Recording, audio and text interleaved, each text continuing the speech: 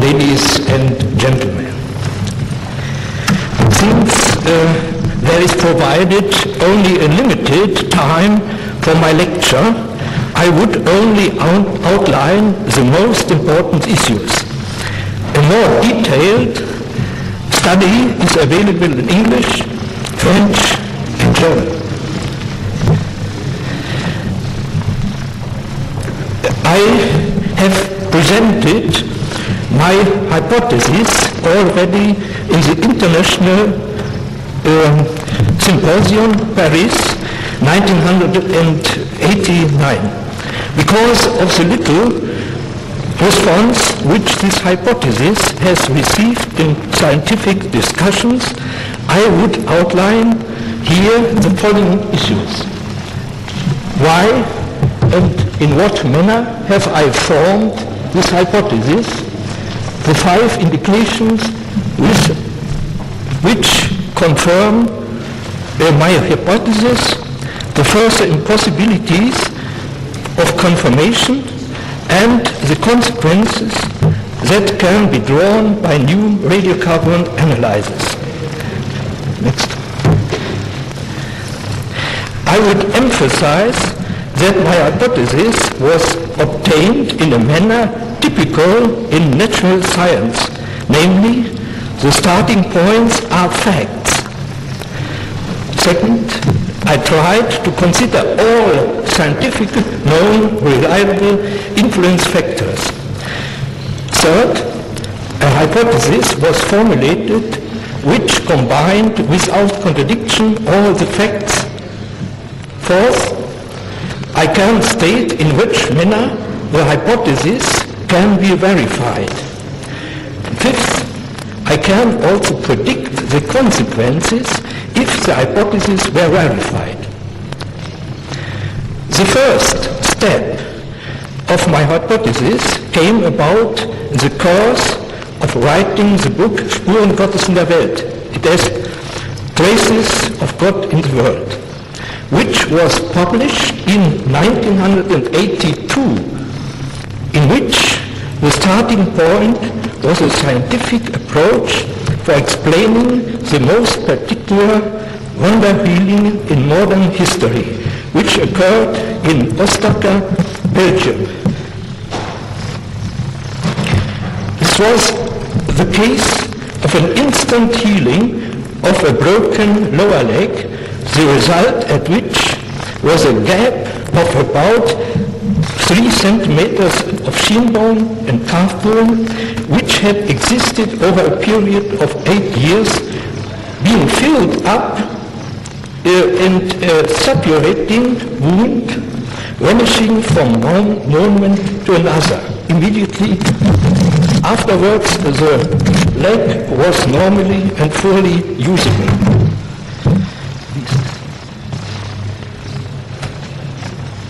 You see here the gap of 3 centimeters grown together accidentally in one moment, and thereby this gap was filled up with material. The only plausible explanation for this wonder healing is only possible if one admits that God is capable of permitting matter to go from existence to nothingness, and on the other hand, creating matter from nothingness. Since it is necessary for biological macromolecules to be produced in the right sequence, it can be presumed that God's knowledge and potency extend to the structures of the living cells and their molecular complexity. The second step was to apply these results on the problems of the Shroud of Turin. This led me to a hypothesis published in spring 1988, that is to say, a half year before the radiocarbon analyses were made. This hypothesis can explain the traces of the body image and the traces of coins on the eyelids. From the analyses, Subsequent to the 1978 exposition of the Shroud, we know that the body image is caused by a separation of atoms followed by a generation of conjugated double bonds and carbonyl groups. But a clear structure of the traces in the Shroud could only have been formed if there occurred radiation which was parallel and emerged perpendicularly from the surface of the corpse. Therefore, it could be concluded that the radiation should have electrically charged. Moreover, this should be an electron radiation, because this sort of radiation is sufficiently absorbed by the air and does not penetrate cellulose very deeply. While a proton radiation or alpha rays, next one,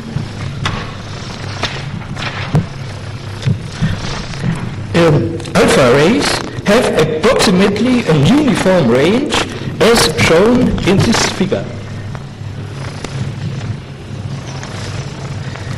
And therefore, consequently, this could not produce a relief of the body in the shroud. There exists another indication for an electron radiation, the traces of coins on the eyelids. Next one. Which could have been caused by electrical charging and spark discharging against the shroud. This was experimentally proven by Oswald Scheuermann. The question of where to look for the source of the electrons have been raised.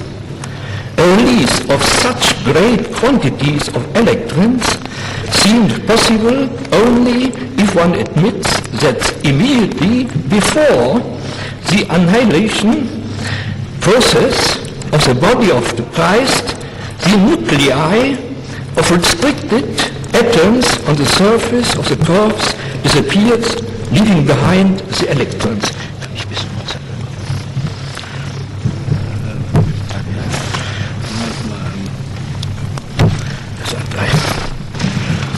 Thank you.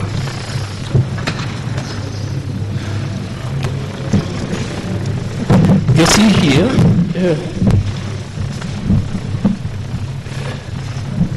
the electron radiation absorbed by the air, the shroud, the corpse.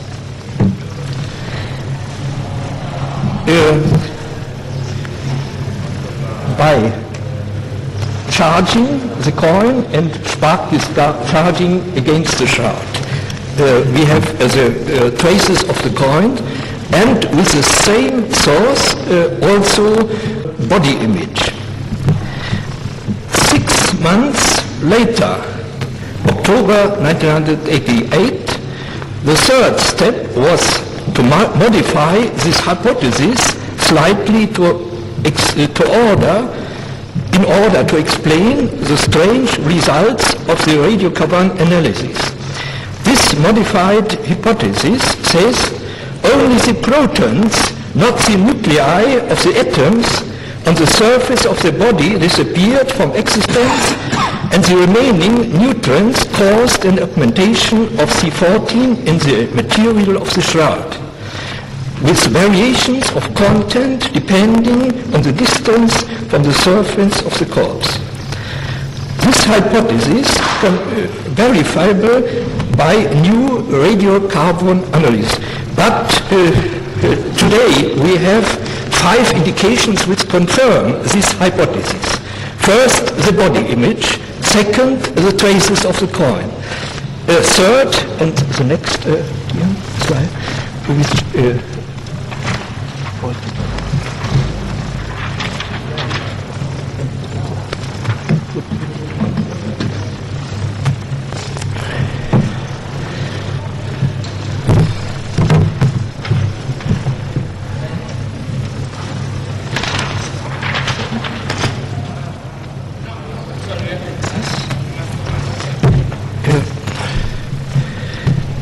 There are significant differences of C14 content in the material of the shroud.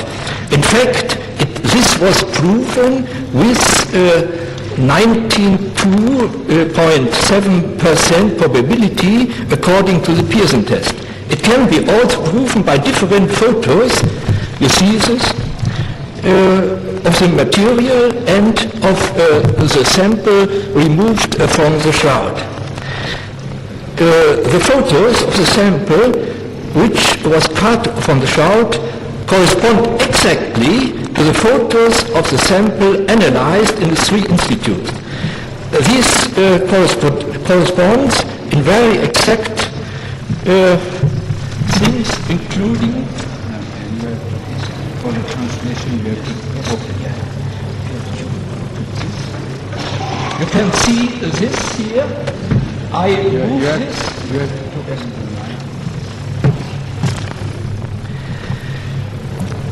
The correspondence is very exactly, including several details. For example, first, a fold in the Oxford sample. Second, the same angels of the herringbone pattern. Third, last but not least, the size of the sample and their position in the original sample. It must be recognized that a small upper edge is covered by a rule. The market position of the three samples is confirmed by the significant differences of radiocarbon age.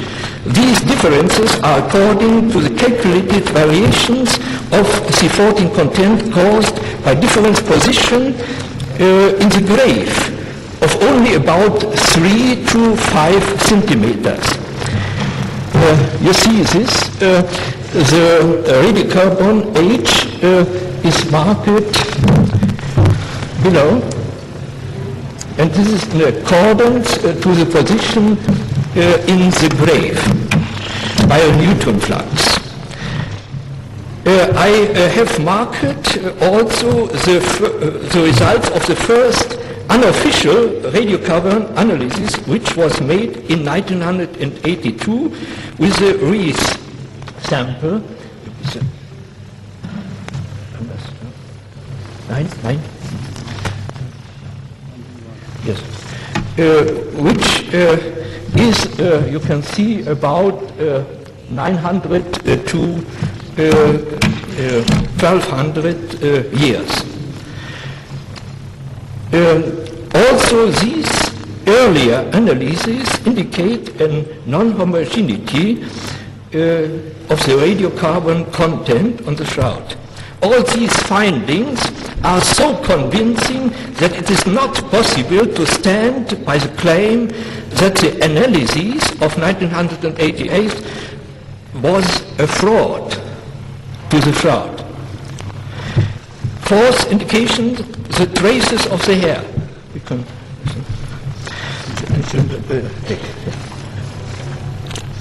they exactly depicted, the exactly depicted hair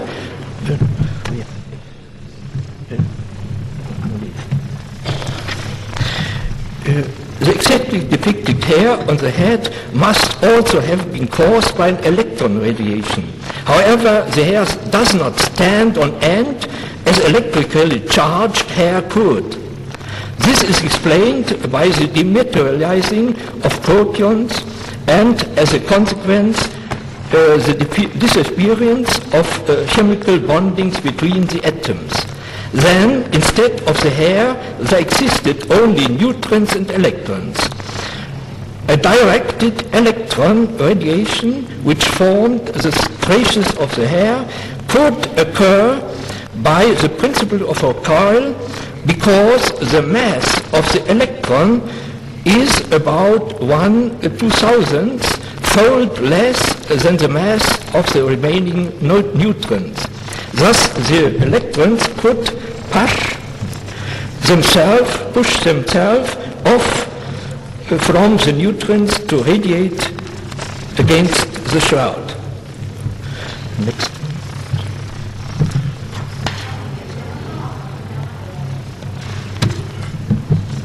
A very small but strange and up to now not understandable detail, could perhaps find a simple explanation if we assume that the electron radiation caused by the body image on the shroud.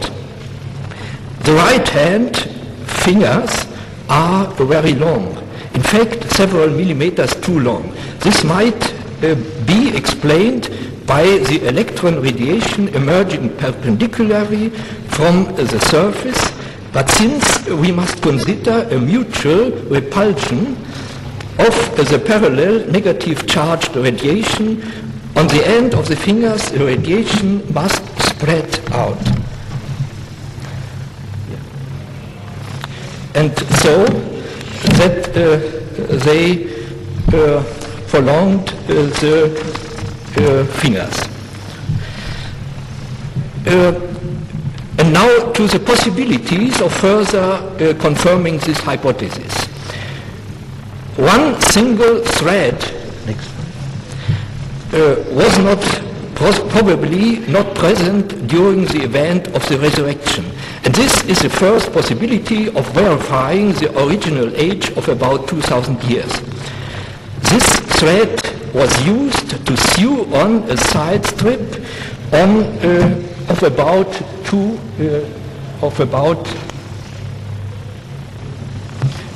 8 centimeters on the left side. This thread was used to sew on this side strip. It is supposed that originally the body image was not in the middle of the shroud. Probably for converting the shroud into the image of Odessa, the holy face had to be centered. This could be happened in two ways. First, by eliminating a strip on the left side and sewing on the original savage. Second, by sewing a similar side strip on the shroud. It is possible to distinguish these two hypotheses by radiocarbon analysis of the side strips. In the first case, the side strip was irradiated with neutrons. In the second, it was not. The original thread, and that's very important, which probably has a radiocarbon age of 2,000 years, could be substituted by a recent thread without destroying the shroud. A second possibility, a new radiocarbon analysis. Supposing an equal resurrection of Jesus Christ in our day. And here I come to the last point of my lecture. The consequences that could be drawn by new radiocarbon analysis. Faith in resurrection has decreased. One reason may be that we live in a cosmic view of world, while the biblical simple view of world is perceived to be unreal. As the apostle St. Paul transformed the original Christian belief in the world of Gentiles, today it seems to be necessary to translate the fundamentals of Christian belief into a cosmic worldview. The door to this is and remains Jesus Christ. But the key to open this door for men and nations of our day is the Shroud of Turin, Shroud of Jesus, the only witness present during the historic event of resurrection. On the Turin Shroud are engraved not only the traces of the Passion, but also several indications referring to the historic event of resurrection, so that we can consider the Shroud as a fifth gospel written by Jesus Christ himself. I repeat, the fifth gospel written by Jesus Christ himself, with letters fixed in the atoms, decipherable by science, And it would be a far-reaching omission from the Church not to accept this gospel written by Jesus and not to hear that significant message for our age. I repeat, it would be a far-reaching omission from the Church not to accept this gospel written by Jesus and not to hear that significant message for our age. Without this fifth gospel, the de-evangelizing of Europe would accelerate by the mass exodus of men and women from the Church. With this gospel written by Jesus Christ himself, we may succeed in the re-evangelizing of Europe. I hope that the International Symposium will pass to the Holy See a resolution to recommending new radiocarbon analyses which are necessary for deciphering the text written in scientific language. Natural science can contribute to a renewal of Christian faith in resurrection. This could be explained by the following reflections. The radiocarbon analyses have defeated several dozens certain and incontestable analyses. Why is this so?